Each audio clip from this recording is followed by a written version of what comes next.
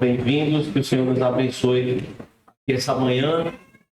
Quero pedir que você abra a palavra de Deus, mais uma vez, carta de Paulo aos Efésios, capítulo 4, a partir do versículo 17 em diante, onde nós terminaremos esse capítulo 4. Quando você abre a palavra de Deus, você aí tiver qualquer dificuldade, também a gente aguarda você encontrar o texto. A palavra de Deus em Efésios, capítulo 4, a partir do versículo 17. Permita começar lembrando um pouco daquilo que já temos trabalhado e pensar então nos pontos que estamos vendo a cada um desses sermões.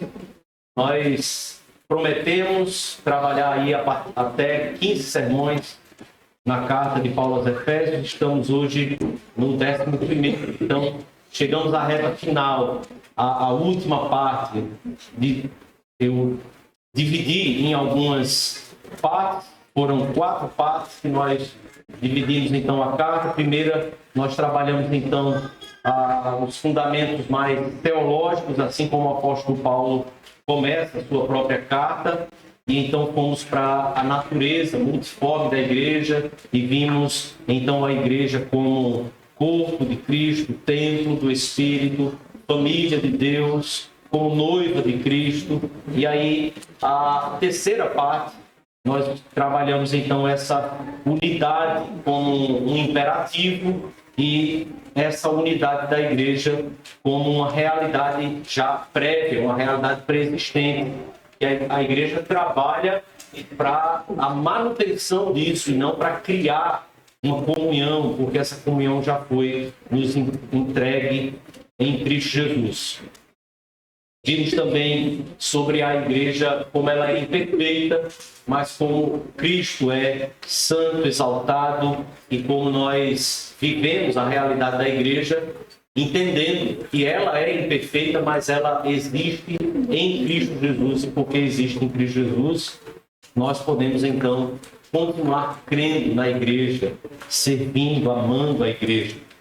Vimos então também sobre aquilo que o Senhor deseja para a igreja quando estabelece então um crescimento para esse corpo, que é o corpo de Cristo, e que nós devemos então crescer na verdade, mas no amor em Cristo Jesus. Essa verdade e o amor trabalhando exatamente como na própria natureza de Cristo Jesus, e trabalha com amor e verdade simultaneamente, e não apenas só verdade ou não apenas só amor, mas amor e verdade sempre crescendo. Então, crescer na doutrina, crescer nessa verdade da palavra de Deus, mas também crescendo no próprio amor de Cristo. Começamos então hoje, a partir desse 11º sermão, a tratar agora sobre essas ações mais externas da igreja. A igreja, como a sua natureza, é que define a própria ação da igreja, e não o contrário. Não as ações da igreja definindo a sua natureza. O que é óbvio, o que é natural, é exatamente a natureza de um corpo, a natureza de algo, definir então como ele age, definir como ele procede, como que as suas ações podem ser realizadas. Quero então que você volte seus olhos para versículo 17, capítulo 4 de Efésios. Nós vamos ler essa manhã até a parte final. Diz assim a palavra de Deus: Isso, portanto, digo e no Senhor testifico que não mais andeis, como também andam os gentios, na vaidade de seus próprios pensamentos, obscurecidos de entendimento, alheios à vida de Deus por causa da ignorância em que vivem, pela dureza do seu coração, os quais, tendo se tornado insensíveis, se entregaram à dissolução para com avidez cometerem toda sorte de impureza. Mas não foi assim que aprendestes a Cristo. se é que de fato o tendes ouvido e nele fostes instruídos, segundo é a verdade em Jesus. No sentido de quanto ao trato passado, vos despojeis do velho homem, que se corrompe segundo a concupiscência do engano, e vos renoveis no espírito do vosso entendimento, e vos revistais do novo homem criado segundo Deus, em justiça e retidão procedente da verdade. Por isso, deixando a mentira, fale cada um a verdade com o seu próximo, porque somos membros uns dos outros. Irai-vos e não pequeis. Não se ponham só sobre a vossa ira, nem deis lugar ao diabo. Aquele que furtava, não furte mais, antes trabalhe fazendo com as próprias mãos o que é bom, para que tenha com que acudir ao necessitado. Não saia da vossa boca nenhuma palavra torpe, e sim unicamente a que for boa para edificação, conforme a necessidade, e assim transmita graça aos que ouvem. E não entristeçais o Espírito de Deus, no qual fostes selados para o dia da redenção. Longe de vós toda amargura e cólera e ira e gritaria e blasfêmias, e bem assim toda malícia.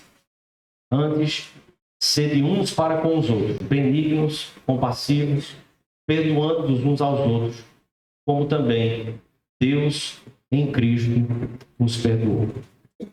Vamos orar, vamos fechar os nossos olhos mais uma vez e colocar o nosso coração diante do Senhor. Estamos diante da sua palavra lida, e Ele então exponha essa palavra ao nosso coração para que sejamos mexidos, transformados, impactados por ela, e também que essa palavra gere vida em cada um de nós. Feche seus olhos. Senhor amado, estamos diante da Tua palavra, Senhor, aqui, e pedimos que o Senhor mesmo nos conduza em tudo aqui. Abre os nossos olhos, coração, nos faz compreender, mas absorvermos a Tua palavra, para que sejamos transformados por ela, Pai.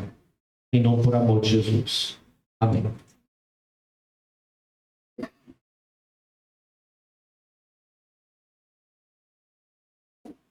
Queridos,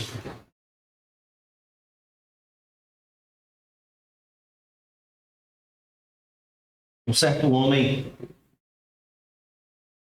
tendo prisão perpétua,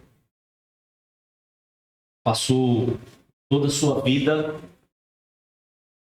em uma prisão de segurança máxima, durante décadas, dormindo na cela, uma cela escura, comendo quando lhe ordenavam somente, caminhando apenas por aqueles mesmos corredores e só quando era permitido, e então, por décadas e décadas, fazendo o mesmo movimento.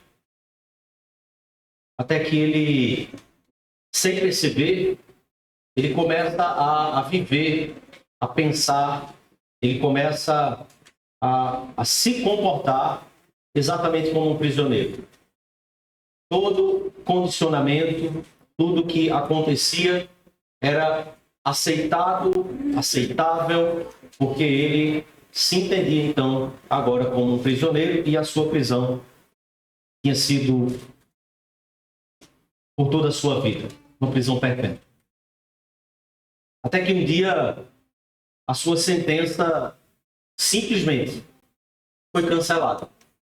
Ele recebe um perdão, e então, depois de viver por mais de 40 anos numa mesma condição, os portões simplesmente se abriram para ele. E ele é declarado livre. Ele foi agora tirado de uma posição para uma outra posição completamente distinta. Sem saber por quê, só sabia que assim tinha sido. Ele recebeu esse perdão. Algo extremamente curioso, mas também compreensível, acontece com aquele homem. É que mesmo estando livre, ele continuava a agir como um preso, como um presidiário. Ele continuava andando, olhando para o chão, ele continuava andando e sempre esperando ordens, e por vezes até esquecia a hora de dormir e a hora de comer, porque estava condicionado a esperar as ordens, o sinal para que ele pudesse comer, para que ele pudesse tomar banho, para que ele pudesse passear, para que ele pudesse tomar sol, para que ele pudesse ir dormir. Continuava esperando e retornando às mesmas grades que já não o prendiam mais. Ele continuava agindo como se aquelas grades ainda existissem sobre ele.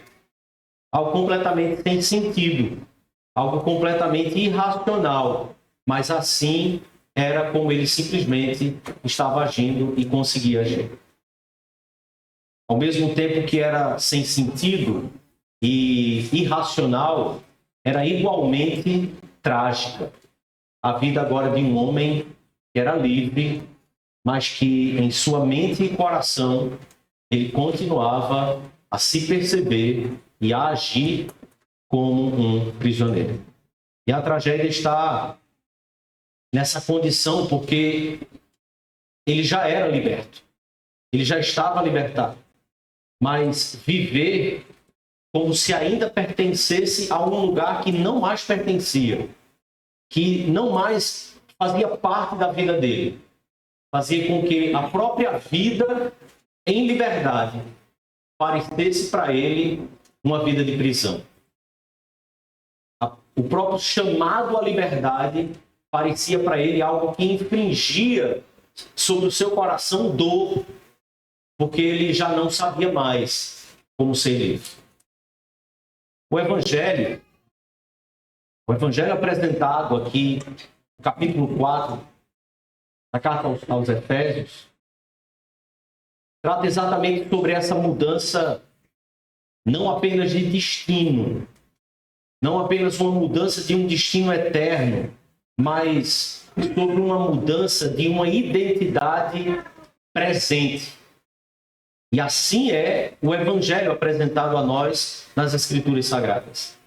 Ele não aponta apenas para uma eternidade, ele não aponta apenas para um futuro, mas ele trata, aponta, revela sobre uma realidade de uma identidade que é imposta, imputada sobre nós ainda no tempo presente. Perdão.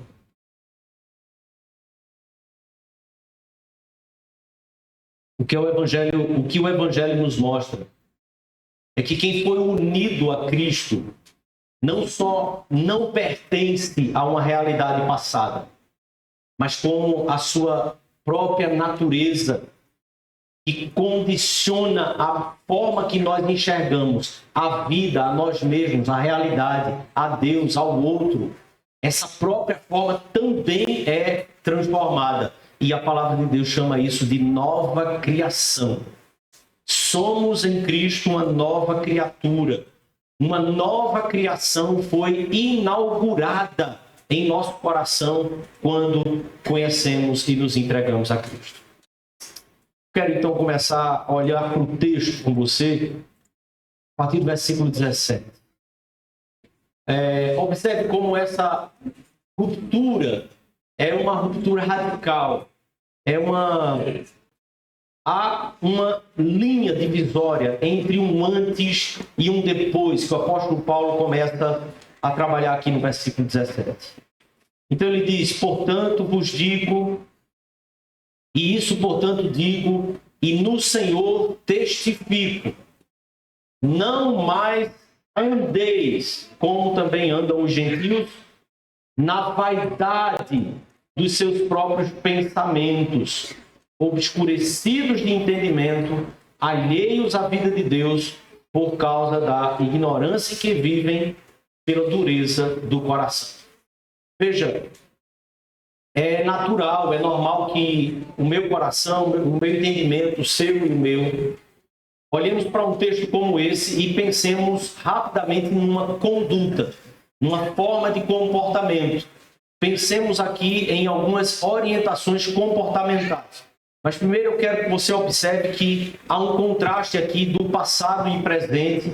O apóstolo Paulo diz que os gentios caminhavam assim, ou como os gentios caminhavam. Não andem mais como eles andavam, porque vocês já não são assim.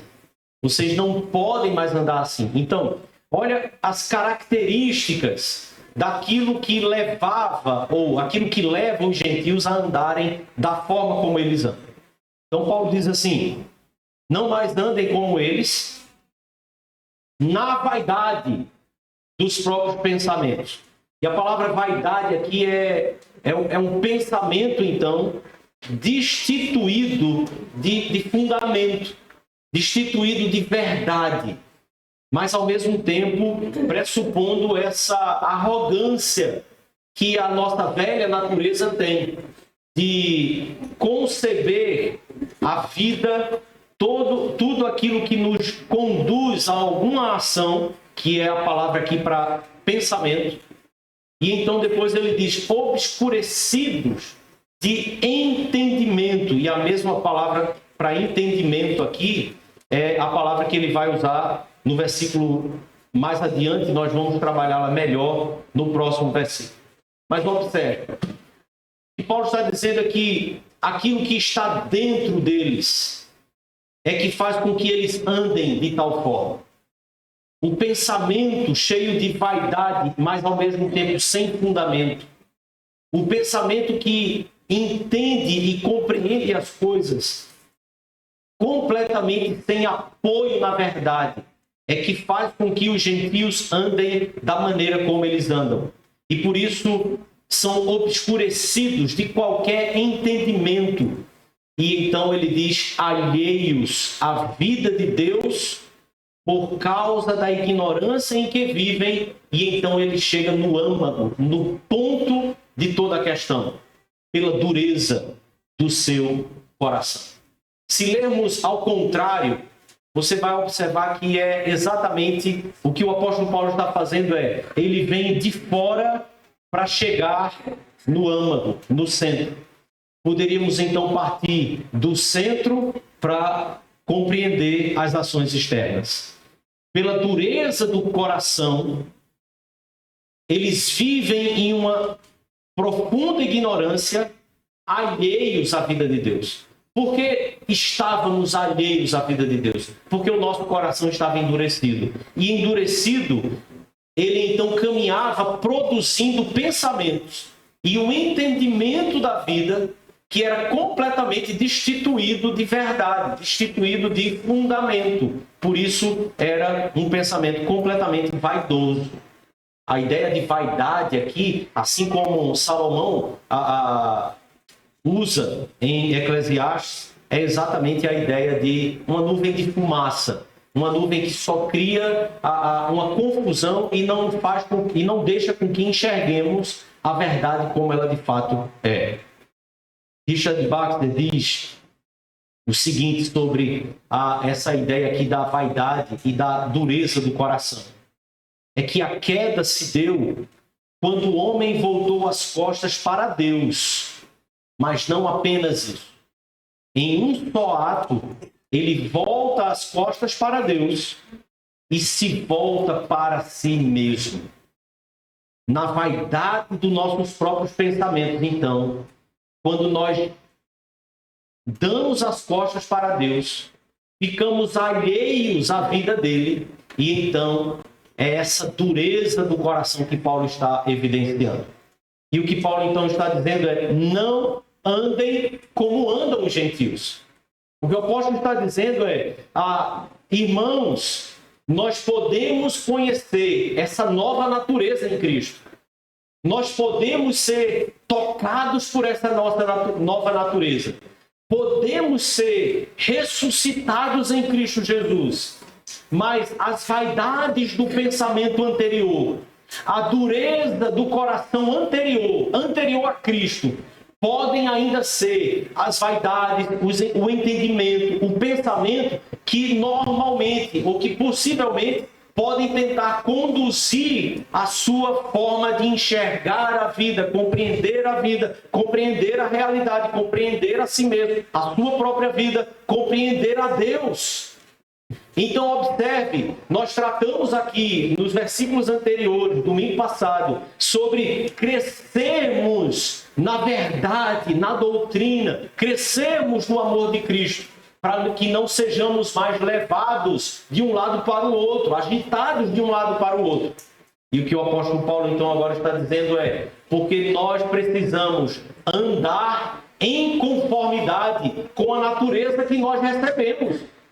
Porque é natural, é normal, melhor dizendo, que nós sejamos, por vezes, conduzidos por pensamentos e entendimentos que não nos pertencem mais. Calvino observa que isso não é meramente uma exortação ética. O que o apóstolo Paulo está tratando aqui sobre não andem como andam os gentios, não é apenas um apelo ético, um apelo de conduta para a igreja, mas é uma confissão de uma transformação que já aconteceu em Cristo Jesus.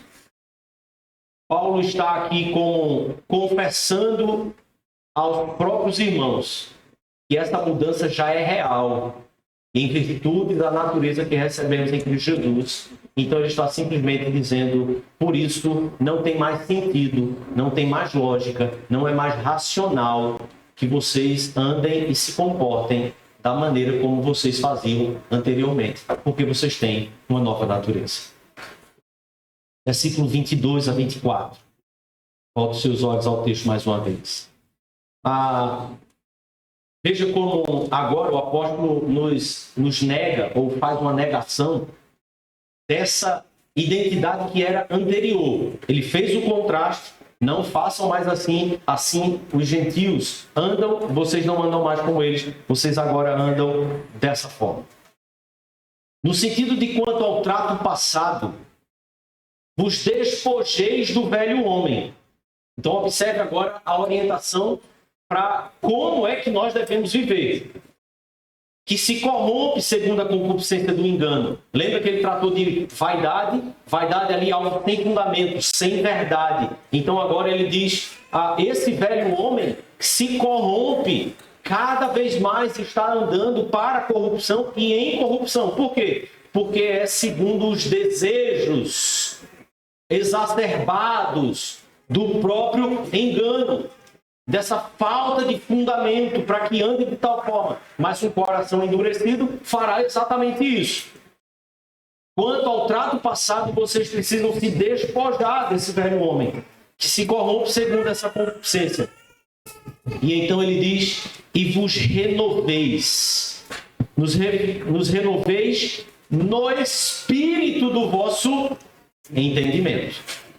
Olha só, o apóstolo Paulo não chega nos dizendo que nós não devemos agir da forma como agimos, mas agora devemos agir de tal forma. Antes de tudo, como ele identificou que o âmago da questão está no coração, como Paul David Tripp diz, o coração do problema está aonde? O problema do coração está no coração do problema. O trocadilho é esse, eu ia errando. Lembrei de Priscila com os ditados dela. Observe, nosso coração é o centro gerador de todas as questões, de todos os problemas que eu e você enfrentamos nessa vida. Por isso o apóstolo Paulo diz, vocês precisam se revestir ou se renovar no espírito do vosso entendimento e vos revistais do novo homem, criado segundo Deus em justiça e retidão, procedentes da verdade.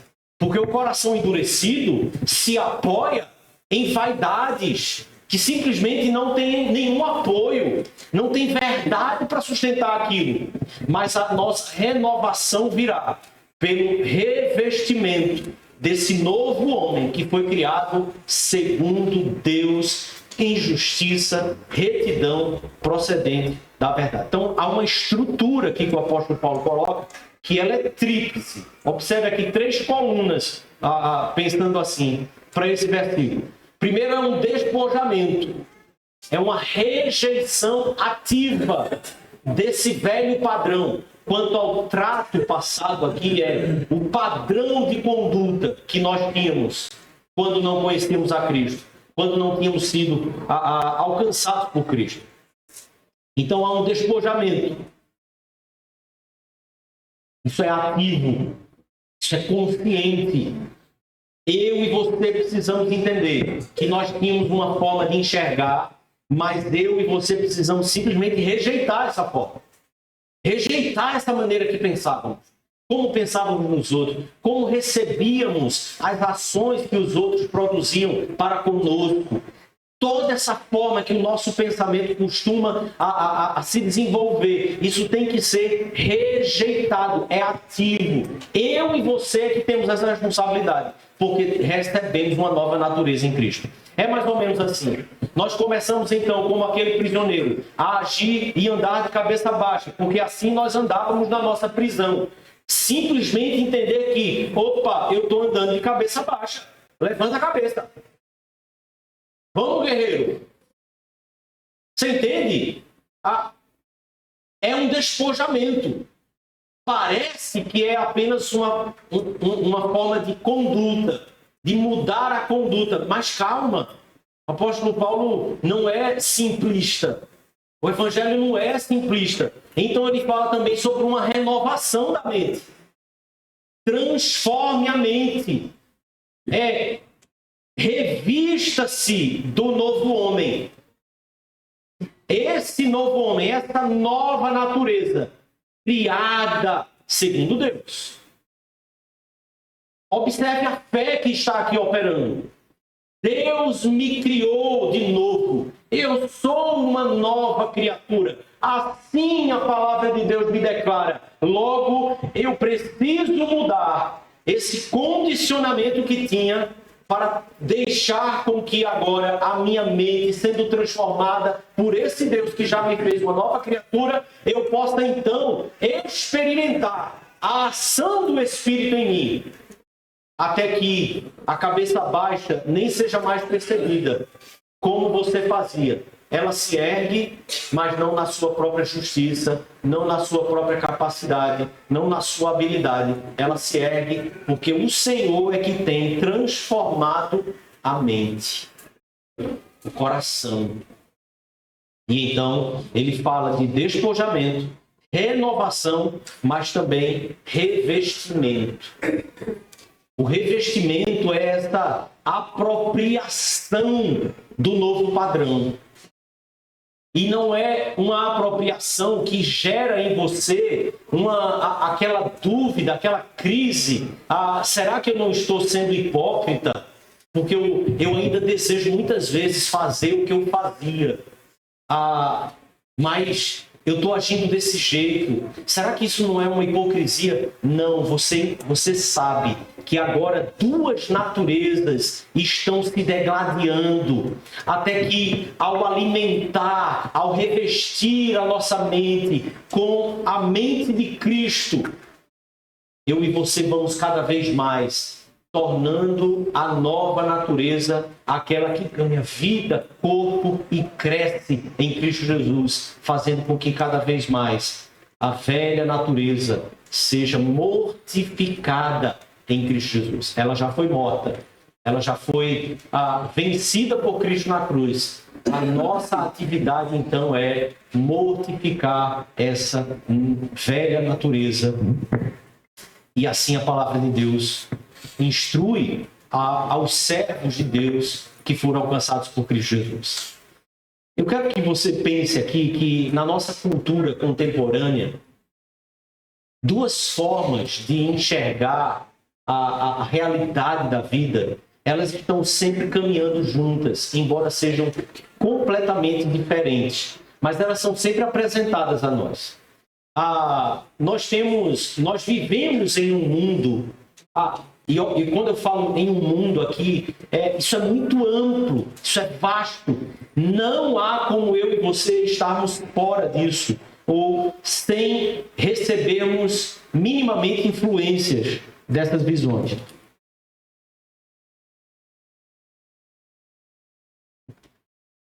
Há uma visão nesse mundo que estabelece para mim e para você uma narrativa de evolução.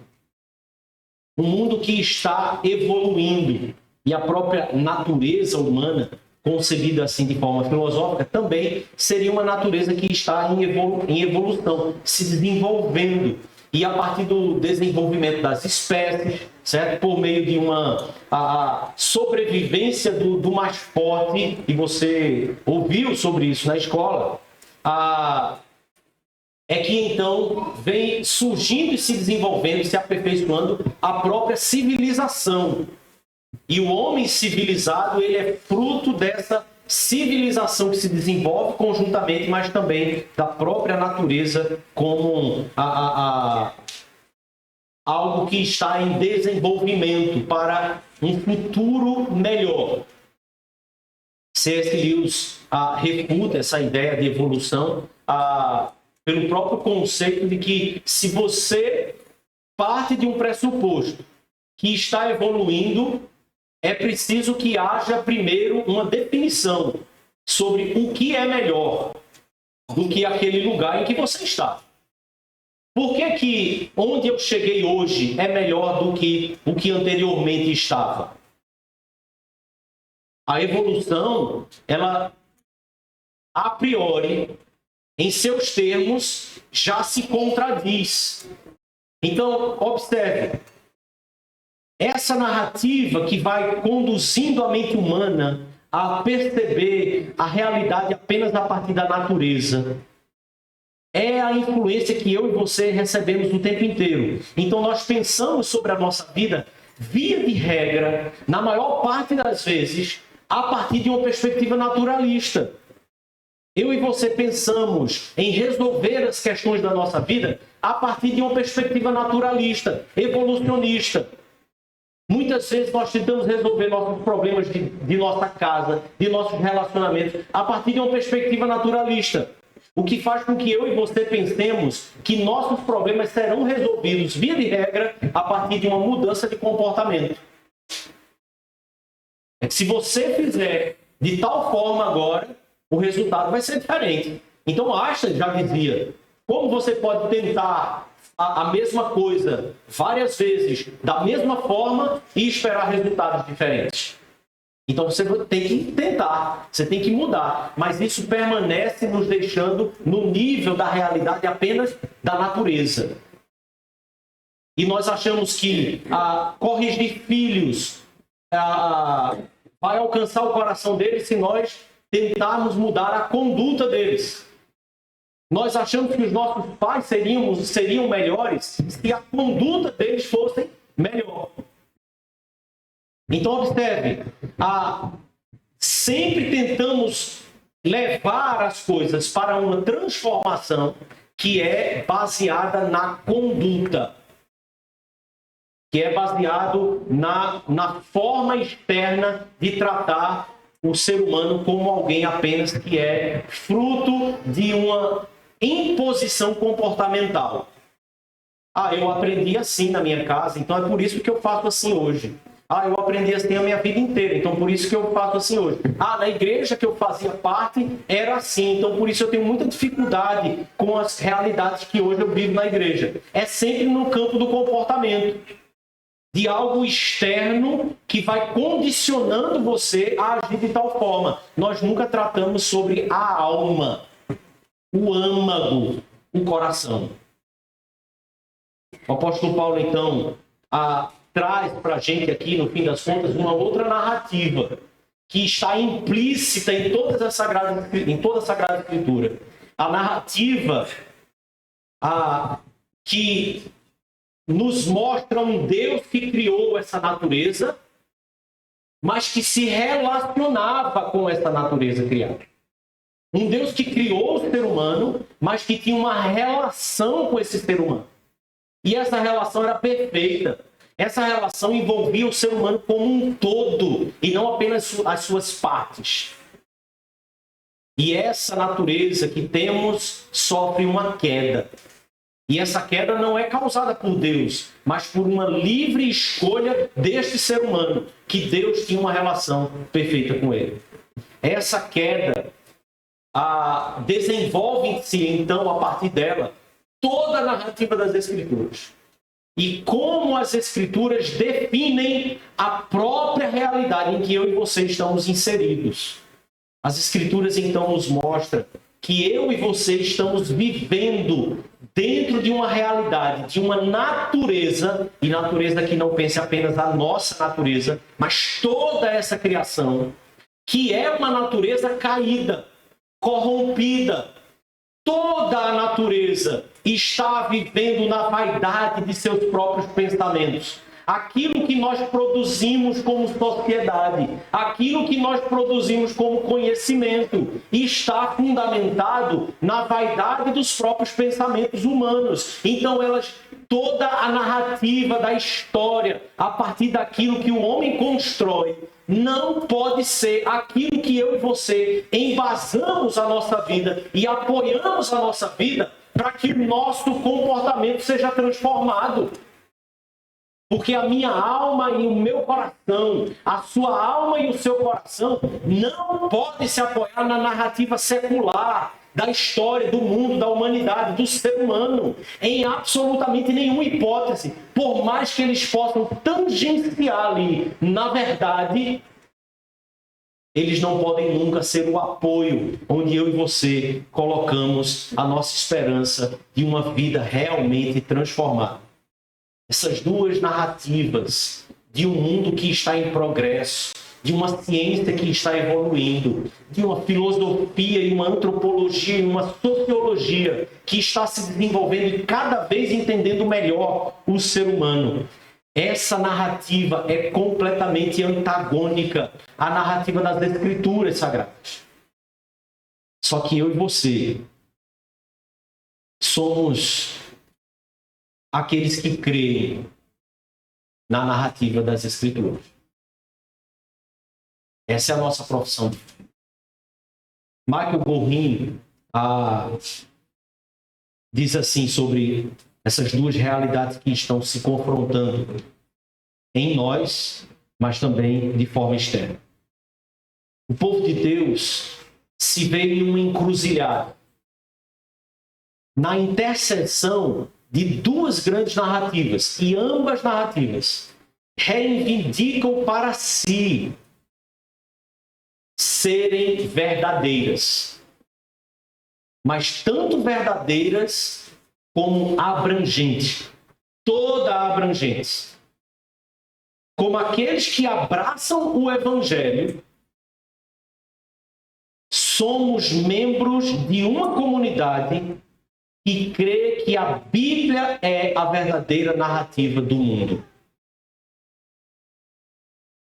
A Bíblia é a verdadeira narrativa do mundo. Do jeito que ela afirma ser o mundo, ela afirma ser o ser humano também. Mais de um século atrás, irmãos, e eu e você estamos na esteira dessa história. Há mais de um século atrás, dois pensadores cristãos perceberam esse conflito que estava nascendo a partir de uma perspectiva secularizada que agora não estava apenas afirmando verdades, se pretendendo trabalhar apenas em uma área da realidade, mas tentando definir toda a realidade do mundo, passada, presente e futura. Esses dois homens chamaram a igreja para que ela voltasse então à afirmação de que só Cristo, só o Evangelho oferece uma visão de mundo verdadeira e abrangente. Eu estou falando aqui de James Orr e Abraham Kuyper.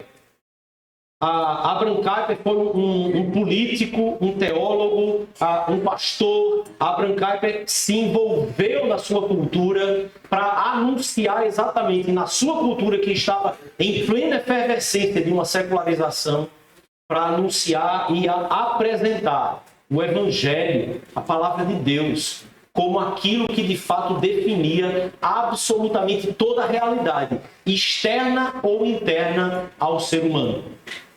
Nenhum outro conhecimento, nenhuma outra linha de conhecimento pode ser aceita por aqueles que creem no Evangelho como definição também de partes da realidade, porque o Evangelho chama para si a única palavra que é de fato verdadeira para que eu e você sejamos transformados. Mais de um século depois, então, eu e você estamos nessa realidade e que a igreja que quiser ser fiel, ela terá que se comprometer em demonstrar essa totalidade de sua vida. Que o Evangelho é, de fato, verdadeiro na definição mais estrita e mais ampla. Só o Evangelho é a verdade.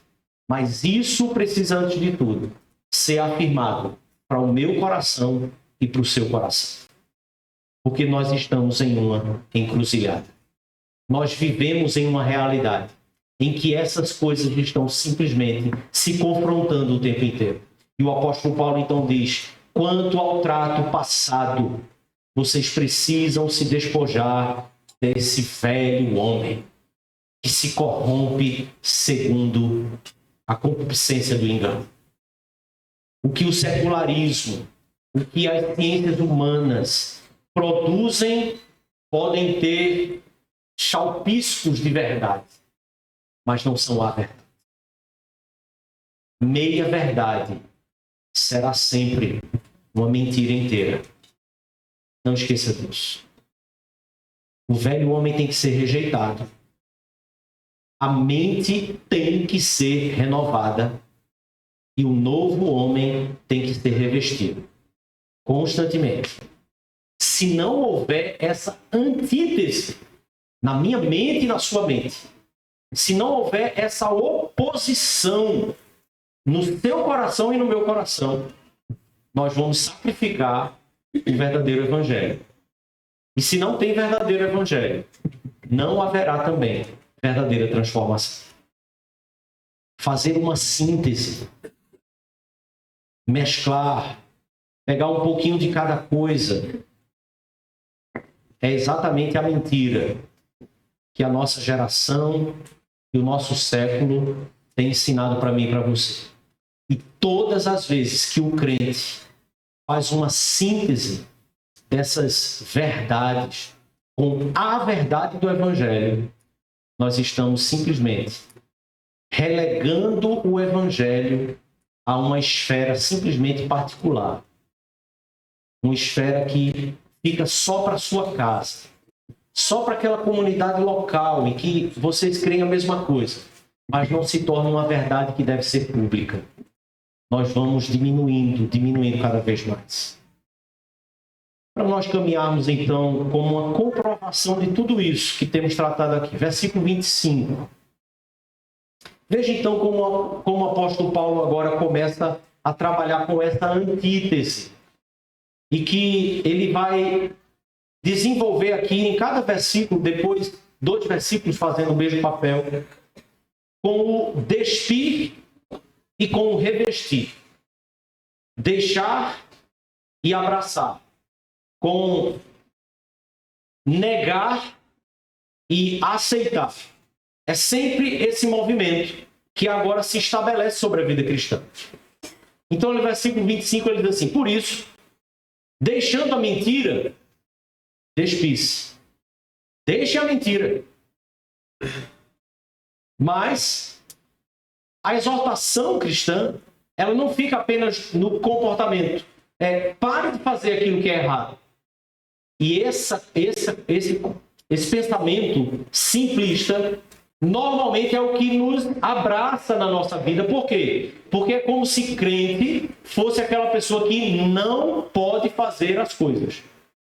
Não pode isso, não pode aquilo, não pode. E a ênfase fica na parte negativa e parece que a vida cristã é uma verdadeira coisa assim, sem graça, porque é só não. Mas ele diz, deixa a mentira e o quê? Fale a verdade com o próximo. E ainda tem um motivo para isso. Não é simplesmente porque isso é correto. Não é simplesmente porque você vai ser alguém melhor. Note aqui a razão, vamos chamar assim, de uma razão eclesiástica. Porque nós somos membros uns dos outros. Quando você mente para o outro, você está ofendendo a você mesmo, porque é um corpo só. Quando a mão pega uma faca e enfia na outra mão, todo o corpo vai sentir a dor. Não é só a mão que fica lá sofrendo. Não minta, fale a verdade, porque nós somos membros uns dos outros. A mentira é incompatível com a natureza corporativa que eu e você fomos inseridos. É uma outra realidade. Então não é só deixe, mas abrace. Há um outro caminho, há uma outra direção. Versículo 26 e 27.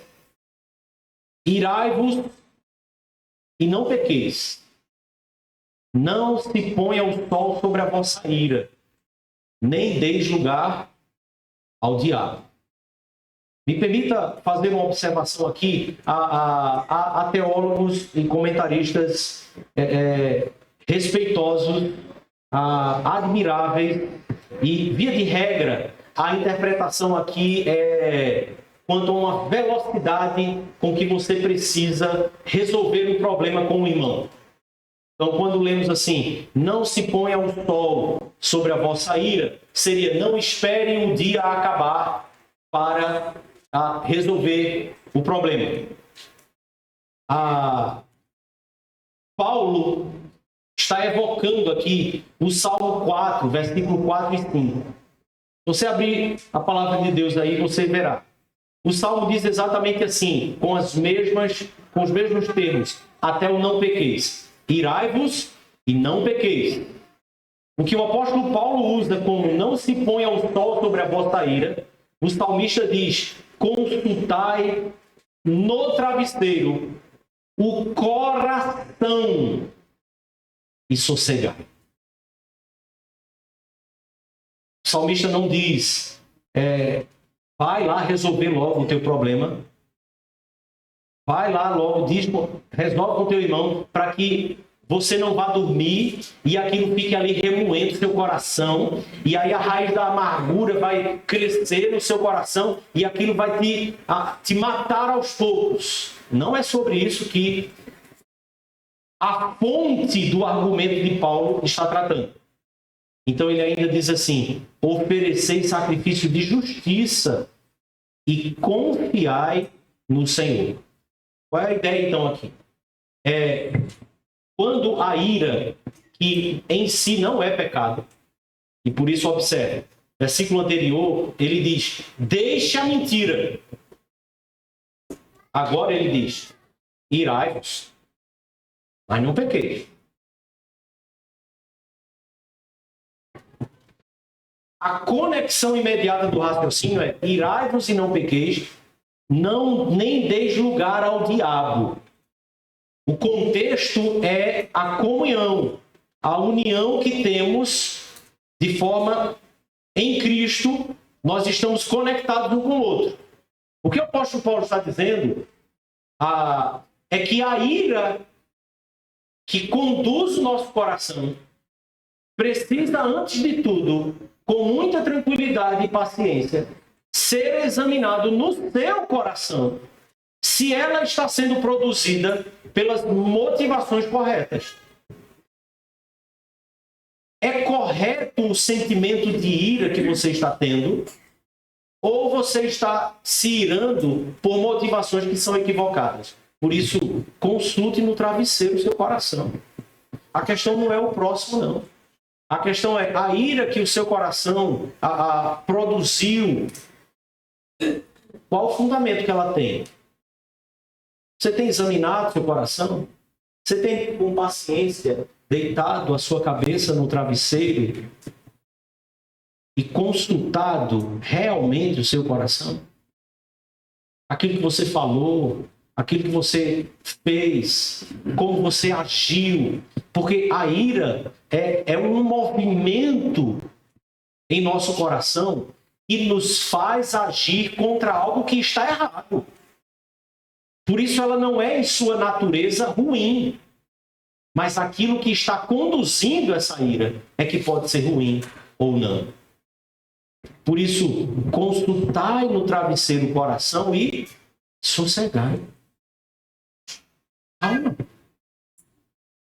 Depois de examinar, aí você vai então e oferece ao Senhor sacrifício de justiça. E confiando nele. Porque, afinal de contas, a ira do homem, como Tiago capítulo 1 diz, não traz a lume a justiça de Deus. O que eu de fato quero? Eu quero a minha justiça ou eu quero a justiça de Deus? Essa é a primeira pergunta que eu e você devemos fazer quando estamos irados. Observe, isso nos tira daquele simplismo que esse mundo evolucionista, materialista trata, de simplesmente assim, ira é errado, não pode se irar. E aí a gente vive nesse mundo totalmente esterilizado, em que as pessoas têm que ser pessoas assim, que elas não têm mais emoções. Qualquer emoção forte já é tido como um grande absurdo. O outro enfiou a mão injustamente numa senhorinha e você tem que agir politicamente correto, trabalhando com ele e chamando para uma conversa. A senhorinha está ali, sangrando, mas você chama para conversar. Aí ele chuta a senhora e você continua dizendo, não, moço, olha, isso é muito errado. Como se pegar o sujeito, enfiar a mão nele e fazer com que ele apague num só golpe fosse uma grande injustiça. Você entende? Isso é muito simplista. Dizer que eu falei um pouco mais alto com meu filho, aí a pessoa já fica lá se consumindo em culpa. Quando às vezes, para determinados problemas, seu filho precisa ouvir que assim, tem uma coisa ali acontecendo que é séria. Mas óbvio, Paulo diz assim, então, longe de vocês, toda gritaria. O que é a gritaria que ele está tratando aqui? É aquele ambiente que agora tudo virou um caos e é todo mundo falando alto. E falar alto não é mais falar alto, é o normal. Mas nós precisamos que a ira seja movida por uma motivação correta, para que então ela também seja exercida de forma correta em nossa vida. Mas Paulo está tratando aqui sobre algo que é no coração. Não é simplesmente o moralismo ou o simplismo, mas é não dê lugar ao diabo. Veja, ele não vai ficar agindo nas coisas externas. Ele vai ficar incitando o seu coração. E eu e você seremos tentados por ele na nossa própria cobiça, ou pela nossa própria cobiça, quando essa nos atrai e nos seduz. Versículo 28. Então ele fala sobre trabalho agora. Mais uma vez, despide-se, não esqueça disso, e revestir-se. Aquele que furtava, não furte mais. Não é simples. Quem na nossa sociedade evolucionista, secularista, iluminista, quem na nossa sociedade vai advogar em sã consciência de que o furto é bom? Talvez você esteja pensando em alguém aí, né? Eu não vou citar o nome dele não, porque você já sabe quem é. Mas qualquer um destes que faça isso, quando estiver no sinal parado, alguém quebrar o vidro do seu carro com a arma, colocar a arma em sua cabeça, e se visse que era ele, talvez já puxasse, nem roubasse, né? Colocasse a arma na sua cabeça e o tirasse do carro, roubasse seu celular, roubasse seu relógio, deixasse ele na rua e levasse o seu carro. Ele iria dizer assim, bobagem, tá precisando. A sociedade é tão injusta com ele. Não furte mais. Tem mandamento mais claro do que isso? Não roubarás. Mas então Paulo vai adiante. Não é só não fazer. Antes, trabalhe. Podia ficar aí também. Moralismo. E normalmente a gente pensa assim. Para de fazer tal coisa. E agora começa a fazer outra. E aí Paulo diz assim, fazendo com as próprias mãos o que é bom. O moralista, ele tira esse aspecto do que é bom. Porque se eu estou trabalhando, se eu estou ganhando meu dinheiro, então, aí ele relativiza o que é bom. Porque aí naquela hora da nota fiscal, naquela hora das comprovações, do pagamento do imposto, ou até o próprio trabalho que ele está fazendo, ele vai relativizando, porque o trabalho pode não ser bom em si. Mas aí assim, não, se é trabalho, né? Então, se eu não estou roubando ninguém, então é bom. Paulo ainda vai mais além. Então faça com as próprias mãos o que é bom. E eu não vou tratar aqui sobre a natureza do que é bom, certo? Iríamos para campos muito vastos. Mas então ele conclui dizendo assim, que é o objetivo então. Você tem uma nova natureza em Cristo. Você se despiu da velha natureza e você está se revestindo da nova natureza. Esse processo é longo, é a vida toda. E então ele diz assim, você vai trabalhar com as suas próprias mãos, fazendo o que é bom, para que tenha com que acudir ao necessitado. Não é só simplesmente ganhar o seu dinheiro. Não é só simplesmente parar de querer ganhar o dinheiro fácil, porque é isso que aquele que rouba faz. Ele quer ganhar, mas ele não quer ter o trabalho. Ele não quer ter o sacrifício. Ele não quer suar. Então ele diz, vai trabalhar, vagabundo. Tem que suar, mas tem que fazer e fazer bem. E tem que fazer o que é bom. E além de fazer o que é bom, você não pode ter o seu trabalho, o seu esforço para o seu próprio benefício somente. Você se esforça, você rala, você acorda cedo, você dorme tarde. Mas você faz isso entendendo, não só existe eu nesta igreja. Não só existe eu neste mundo. Tem eu e tem aquele que também está trabalhando, mas ele não está conseguindo se sustentar.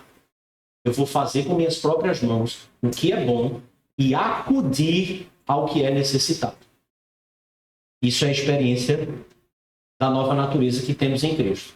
Nós somos um povo. É uma gangorra. Imagine, uma calha. Jorge sabe bem como é isso aí. Vai trabalhar já no próximo lugar da gente, mudando a calha da igreja. E aí você inclina ela e na ponta de cima está jorrando água. O que é que acontece com a parte de baixo? Fica seco? Fica sem nada? Você está subindo na vida? Tem que ser como uma calha. Tem que escorrer para quem ficou lá embaixo. É assim. Aí, acabou capitalismo, socialismo, toda essa confusão. Tem que ganhar. Tem que ralar pelo que é seu. Mas lembra, o problema não está nos sistemas, o problema está no coração. Você começa a ganhar. O que é que você faz com o que não está ganhando? Você esquece dele, sabe da sua vida. E aí Paulo está dizendo assim, quando o coração não está mais apoiado nas vaidades dos seus próprios pensamentos, endurecido, embrutecido, alheios à vida de Deus, quando o coração recebeu uma nova criação em Cristo Jesus, quem sobe, deixa escorrer para o que está embaixo. Trabalho não é ganho pessoal. Trabalho é oportunidade para ministrar a vida do outro. Amém? Amém. 29. Paciência aí, querido. Não saia da vossa boca nenhuma palavra torpe. E sim, unicamente a que for boa para a edificação. Não é só, ó, cala a boca. Tem que falar. Fale. Agora, tem que ser o que é bom para a edificação, conforme a necessidade. E assim transmita graça aos que ouvem. Olha como o aspecto positivo é muito maior do que simplesmente o despir-se, o revestir-se. É muito mais complicado. Ficar calado é fácil. Controlar a língua é fácil. Basta criar uma vergonhazinha.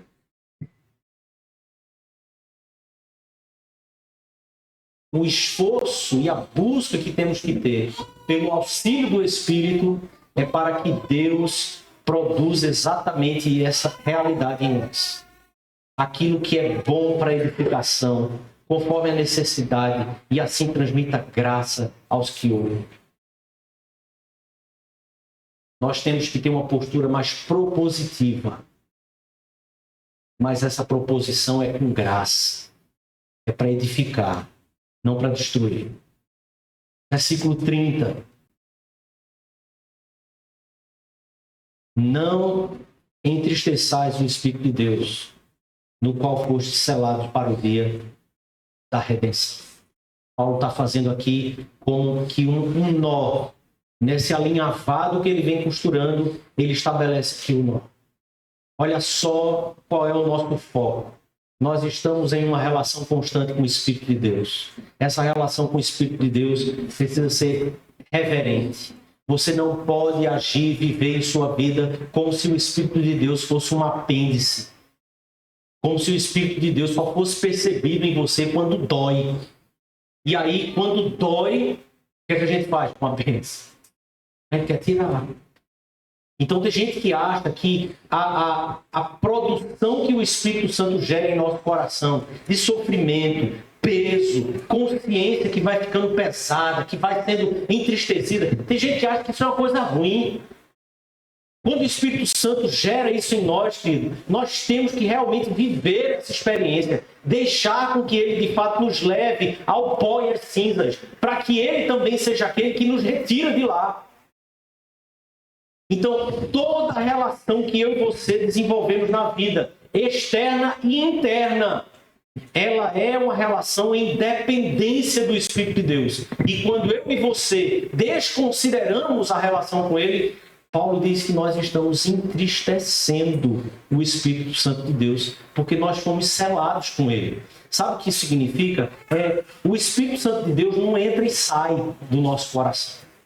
Naquele momento que você pecou, ele não deu uma saída. E quando voltou, encontrou você lá em pecado.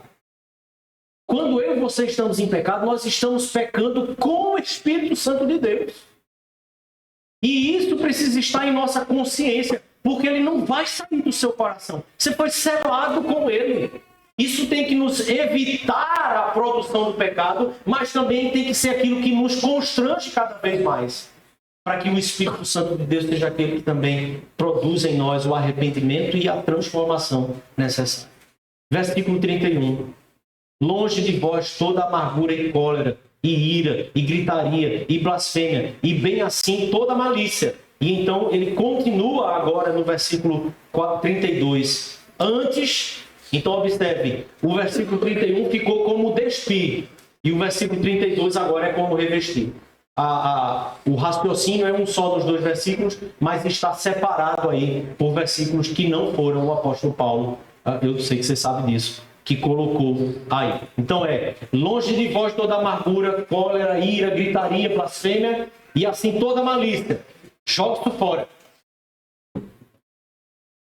Antes, sede uns para com os outros, benignos, compassivos, perdoando-vos uns aos outros, como também Cristo, como também Deus em Cristo vos perdoou. revestir-se da benignidade, da compaixão e do perdão, porque eu e você fomos alvos dessa compaixão, dessa benignidade, desse perdão. Então, como Deus fez em Cristo, assim eu e você agora também fazemos. O fundamento desse perdão mútuo é sempre precedido pelo perdão divino. Deus nos perdoou, então nós também perdoamos. Para que a gente não se perca. Nós somos, então, alvos desses mandamentos, e esses mandamentos têm toda a estrutura deles relacional. Ele está tratando sempre da nossa relação uns com os outros, com Deus, com Cristo e com o Espírito Santo de Deus. Toda a base para esses mandamentos que o apóstolo Paulo traz são bases relacionais. Nós estamos integralmente relacionados uns com os outros e com a Santíssima Trindade. Fale a verdade porque você é membro de um corpo. Controle sua ira, porque nós não devemos dar lugar ao diabo, porque ele quer dividir e quer afastar a gente do corpo de Cristo. Trabalhe, porque nós temos uma comunidade, nós temos irmãos, e o sustento de Deus precisa alcançar a todos. Fale a verdade, porque a verdade é o que edifica a comunidade, o corpo de Cristo, a igreja do Senhor. Respeite a presença do Espírito Santo de Deus, porque ele habita em nós e habita na igreja. Nós temos um só Espírito que nos une. Toda a rejeição dos nossos vícios, elas são realizadas porque elas também destroem a nossa vida em comunidade e negam a natureza que nós temos em Cristo Jesus. E nós experimentamos o perdão porque Deus nos perdoou em Cristo Jesus. Nós podemos perdoar porque Ele nos perdoou em Cristo Jesus. Para finalizar, querido, então, nossas ações são sempre inseparáveis da nossa natureza. Nós não temos uma ideia de que a ação define a identidade da igreja, mas é a identidade da igreja que define as suas ações. Fé sem obras é morta. É porque nós cremos nessas verdades que as obras são manifestadas. Nosso comportamento ético flui dessa compreensão de que nós estamos em Cristo e temos a sua natureza. Nossa ética não está baseada na ética secular. Nossa ética não está baseada numa ética sociológica. Nossa ética é baseada em Cristo somente, no Evangelho. Pecado. Pecado não é um problema só seu. Pecado não é algo só pessoal. Pecado é um problema de toda uma comunidade. Quando eu e você pecamos, nós estamos afetando todo o corpo. Por isso, querido, esse evangelho que nós professamos, que nós ensinamos e nós cremos, nos conduz do velho homem ao novo homem. E isso precisa ser renovado em nossa mente. Da mentira à verdade, da amargura ao perdão. Esse evangelho nos conduz da corrupção que nós vivemos para uma santificação agora que temos em Cristo Jesus. Essa mensagem é simples, mas não é simplista. Conduta cristã é inevitavelmente fruto de uma nova natureza que temos em Cristo Jesus. Por isso, talvez você reconheça em si mesmo todos esses conflitos e toda essa realidade que o apóstolo Paulo traz do versículo 17 ao 19. Talvez você ainda identifique pensamentos que são vazios de verdade. Pensamentos que não têm apoio numa realidade concreta. Talvez você ainda identifique em você a vaidade dos próprios pensamentos, baseado em orientações que são seculares, naturalistas, seja na educação, na sua própria educação, na educação como um conceito geral, seja na condução que se dá na igreja e nas relações, seja a forma como você olha para o mundo, para a sociedade, para as estruturas sociais. Talvez você hoje possa identificar ainda em você pensamentos que não estão firmados na verdade do Evangelho. Talvez isso seja fruto de um coração que ainda está endurecido. E por mais que tenha sido alcançado no Evangelho, talvez você tenha ainda, por causa de suas experiências, ainda deixado partes do seu coração endurecidas para se abrir, para que o Evangelho, de fato, assuma e reivindique para si como a verdade verdadeira, única e plena, a verdade total, aquele que diz como é todas as coisas, aquele que afirma toda a realidade em nossa volta. Isso produz, querido, distância de Deus. E talvez no seu coração você tenha essa sensação. Uma incapacidade de produzir em você uma transformação que você sabe que necessita, mas ainda assim não consegue alcançar. Paulo não está dizendo para nós, Paulo não está dizendo para você, se esforce um pouco mais. Você está assim, você está com o coração desse jeito, você está com os pensamentos ainda dessa forma. Paulo não diz para você, se esforce. Ou Paulo também não diz para você, deixe esse pensamento. E às vezes você pode buscar um aconselhamento de alguém, abrir seu coração e de repente ouvir esse tipo de coisa. Para com isso, para de pensar nisso aí. Não leva ninguém a nada não. Ok. E quando eu não consigo? E quando eu não consigo parar de pensar nisso, o que é que eu faço? O apóstolo Paulo diz para nós, diz para mim, diz para você. Você precisa de nova criação, novo nascimento. Você precisa do Evangelho. Você precisa de Cristo. Nenhuma quantidade de disciplina moral que eu e você possamos produzir vai, de fato, transformar o nosso coração. Nenhuma capacidade que eu e você tenhamos de nos posicionar negando qualquer coisa pode gerar em nós um coração ressuscitado, um coração que é espiritualmente morto, não pode ser ressuscitado por nossa própria força. Somente o Evangelho, somente o Espírito de Deus. Nenhum código ético que eu e você possamos abraçar pode ser maior do que a ética das Escrituras. Nenhum código ético que você abrace de qualquer ideologia, qualquer filosofia nessa sociedade, nesse mundo, seja de hoje ou do passado, eles só trocam de roupa, mas eles são os mesmos. Nenhum deles pode aliviar a culpa do pecado que nós temos diante de Deus. Nenhum deles pode afastar de nós a consciência que faz com que nós nos escondamos do Senhor quando Ele de fato aparece para nós. Somente o sangue de Jesus, somente a verdade do Evangelho.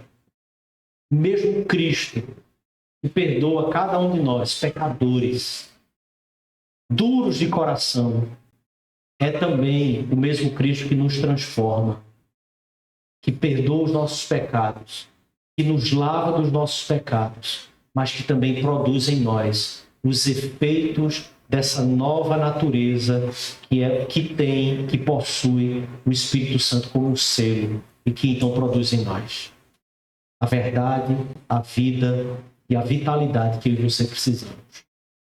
Somente quem foi recriado por Cristo é que tem então a capacidade de viver a verdadeira vida que é dada por Cristo.